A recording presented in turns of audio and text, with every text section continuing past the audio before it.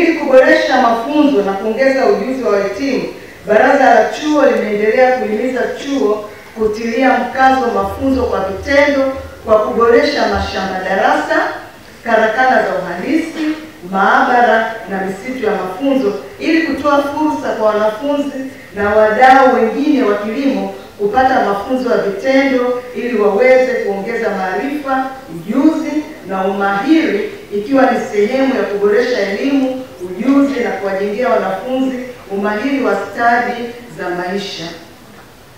Katika mapitio ya mitaala ambayo yamekamilika hivi karibuni, Baraza la Chuo lilielekeza management ya chuo kuongeza wigo wa muda wa mafunzo kwa vitendo kwa wanafunzi ili wanafunzi wapate muda wa kutosha wa kuongeza mahitaji ya soko la ajira kwa kujumuisha mada na ujuzi unaohitajika katika soko la ajira.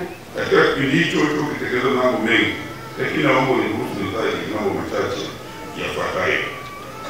Kwanza, shughuli za masomo na mafunzo zimeendelea kufanyika chuoni kama zilivyopangwa katika kampasi zote tatu za chuo zenye wanafunzi ambazo ni kampasi ya Moringe, kampasi ya Mwengango na kampasi ya Mzingopia. Aidha, chuo kinaendelea na utekelezaji wa mradi wa HICH ambapo chuo kimesaini mikataba ya ujenzi na ukarabati wa majengo mbalimbali yenye jumla ya thamani ya shilingi bilioni 58.5 na wakandarasi kwa ajili ya utekelezaji wa miradi hiyo wako wanaendelea na kazi zao. Aidha, mwezi Februari mwaka 2025 chuo kilizindua kigoda cha utafiti cha JICA kwa ajili ya kuboresha kilimo cha umwagiliaji na kituo cha teknolojia kwa ajili ya kuhamasisha matumizi ya teknolojia za kilimo na viwanda kwa kutoa mafunzo pamoja na ushauri kwa wajasiriamali wadogo na wakati na uchakataji wa mazao, utengenezaji wa bidhaa za kilimo na misitu na kuboresha ubora wa bidhaa za wakulima na wasindikaji wadogo.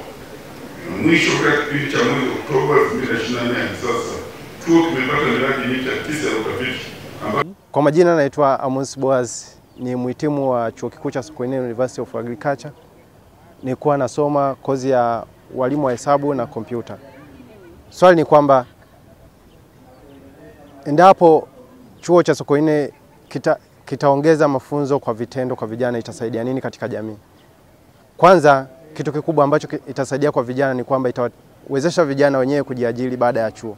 Kwa mfano, kozi za kilimo zitawezesha vijana kwenda kufanya kilimo moja kwa moja endapo wakitoka chuoni.